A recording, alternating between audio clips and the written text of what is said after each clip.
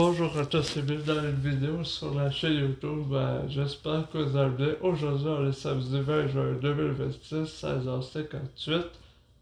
Pour regarder bien l'équipage du vol 1951 qui est aux commandes.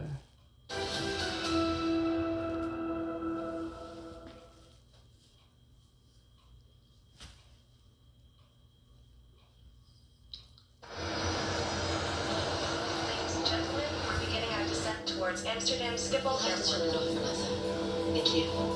Le vol 1951 de Turkish Airlines se prépare à atterrir à Amsterdam. Amsterdam, Turkish 1951, descending to 7000, speed 250. L'équipage est aux commandes d'un Boeing 737 dernier cri. Flaps 15. Localizer alive, localizer captured. Au dernier moment, l'atterrissage tourne au cauchemar. L'avion s'écrase violemment au sol. L'accident du vol 1951 de Turkish Airlines met en cause l'avion le plus populaire de la planète. Comme près d'1,5 million de passagers montent à bord d'un 737 chaque jour, les enquêteurs doivent établir qui de l'appareil ou des pilotes est responsable de la tragédie.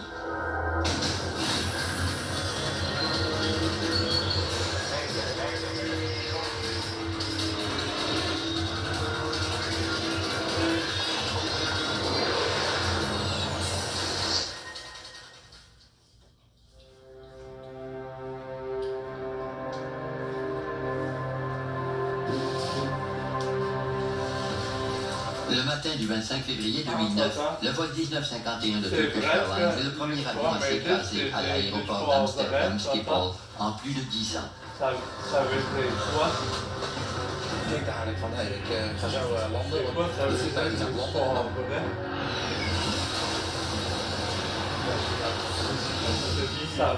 L'avion s'écrase dans un champ brûlé au nord de la piste 18. Comme l'accident s'est produit tout près de l'aéroport, les secouristes arrivent rapidement. La plupart des passagers ont survécu, mais plusieurs sont grièvement blessés. Les survivants sont immédiatement transportés dans les hôpitaux de la région. Les images de la catastrophe d'Amsterdam sont diffusées dans le monde entier. Il s'agit du troisième écrasement d'un avion de passagers en 6 semaines. Le caractère soudain de cet accident ne fait qu'ajouter au mystère. Les enquêteurs du Conseil de la sécurité des Pays-Bas se présentent rapidement sur les lieux. Et ils ne seront pas les seuls à faire enquête.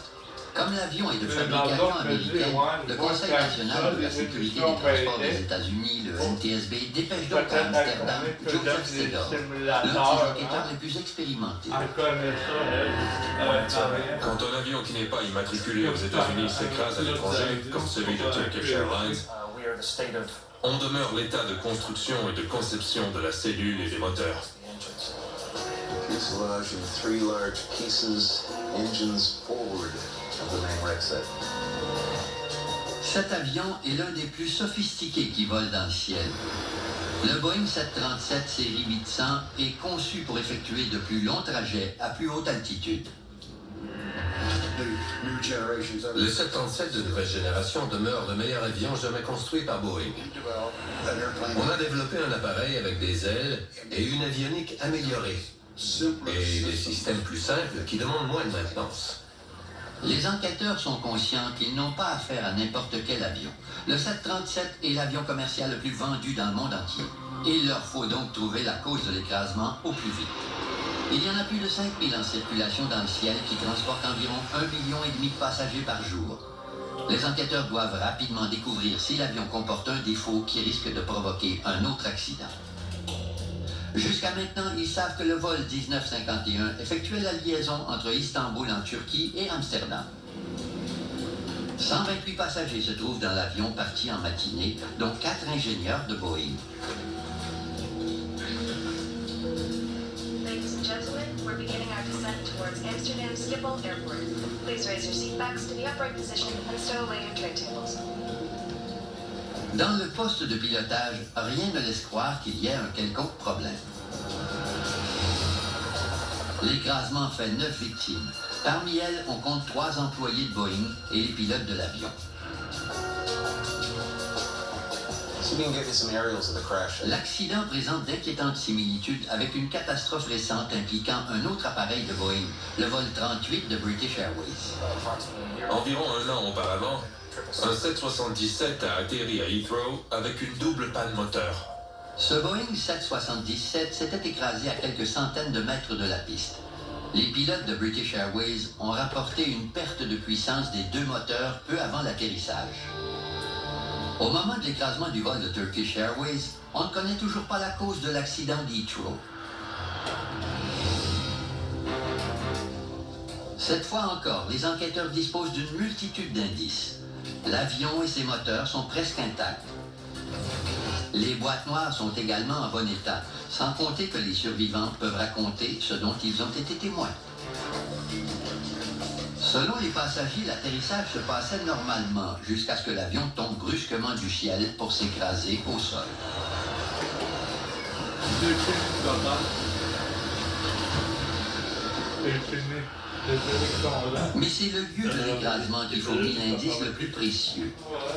Les débris de l'épave ne sont pas dispersés. Les enquêteurs ont conclu que l'avion ne volait pas à grande vitesse au moment de l'impact.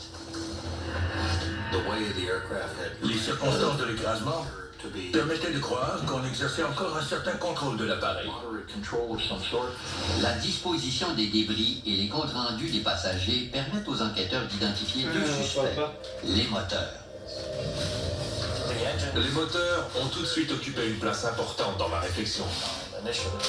Le fuselage ne porte aucune trace de brûlure. Il est fréquent que le carburant dans les réservoirs s'enflamme au moment de l'impact. L'absence d'incendie soulève immédiatement une question. Les moteurs se sont-ils éteints simplement parce que le vol 1951 manquait de carburant? C'est l'une des premières choses auxquelles j'ai pensé. Cet avion avait-il encore du carburant? Sinon, comment expliquer qu'un 737 tombe littéralement du ciel pendant son approche vers l'aéroport? Mais l'état des moteurs et leur localisation laissent croire qu'ils ne se sont peut-être pas éteints. Les moteurs se trouvaient loin devant l'épave principale. C'est ce qui nous a fait croire qu'ils exerçaient probablement encore une certaine poussée quand l'avion a touché le sol. Mais ce n'était qu'une hypothèse. Ouais, c'est... Seul l'enregistreur Quand peut on donner regarde pour ça, dire ça avec peut précision aux c'est arrivé enquêteurs en quelle puissance 2009. générait les Ça moteurs dans veut les dire secondes ça peut précédant arriver l'écrasement. n'importe quand un crash Les d'avion, enquêteurs hein, constatent rapidement que les réservoirs Et de quand l'avion contenaient un moteur suffisamment de pour carburant. rentrer, De toute évidence, ce n'est pas la cause c'est de un avion, l'écrasement il du y a vol un 1951. moteur en dessous de ça pour Selon les passagers, planer. l'avion a traversé une Avec zone de ça, il turbulence peut juste atterrir avant de sur s'écraser. plan, ça Les dépend. enquêteurs songent immédiatement à une menace bien connue, une micro-rafale. C'est un courant d'air puissant et descendant accompagné de nuages orageux. Une micro-rafale peut littéralement projeter un avion qui vole à basse altitude au sol. Si un avion entre dans une micro-rafale à vitesse d'approche, il décroche et tombe du ciel. C'est une hypothèse qu'on envisageait d'entrée de jeu. Y a-t-il eu une micro-rafale? En 1985, un vol de Oh, en Delta Airlines a été happé par 1985. une micro-rafale lors de son atterrissage à l'aéroport de Dallas-Fort Worth. L'avion a heurté le sol juste avant d'atteindre la piste. 137 personnes ont perdu la vie. Les enquêteurs apprennent qu'il y avait de gros nuages au-dessus de l'aéroport lors de l'accident. Une violente rafale de vent pourrait aussi avoir soufflé au même moment. 1996, j'ai... Ah, papa. L'enregistreur En de données de vol a certainement noté 1996, la force j'étais du pas vent à né, hein. l'extérieur de l'avion. Les enquêteurs En analysent ces données pour vérifier l'hypothèse de la 1996, il est arrivé micro-rafale. la même chose. En Entre-temps, le sauvetage 1996, mène à une troublante je découverte. disais, le Il y avait 3 janvier pilotes dans le poste de 96, pilotage. c'était C'est pas tout né, inhabituel. hein. C'est un poste de pilotage pour équipage de 2. Que faisait Mais le troisième pilote? Comme aucun des 3 pilotes n'a survécu à l'écrasement, il est crucial de retrouver les données de l'enregistreur de conversation de poste de pilotage. Ce dispositif enregistre tous les propos des pilotes. Les enquêteurs ont de la chance. En raison des circonstances de l'écrasement, les enregistreurs étaient en parfait état. La présence du troisième pilote est aussitôt expliquée. Visibility 3,500 meters, expected to decrease to 2,500 meters. Il s'agissait en quelque sorte d'un vol d'entraînement pour le copilote Murat Césaire, nouvellement embauché. Le commandant lui montrait les difficultés d'un atterrissage à l'aéroport d'Amsterdam. Pour décoller et atterrir des skippors, tous les pilotes se servent du manuel Jepson, qui compte 102 pages consacrées exclusivement à skippor. Il y a des dizaines d'approches différentes possibles. Runway 18 the right has 3 high-speed exits to the left. Le commandant Nathan Harrison faisait deux choses à la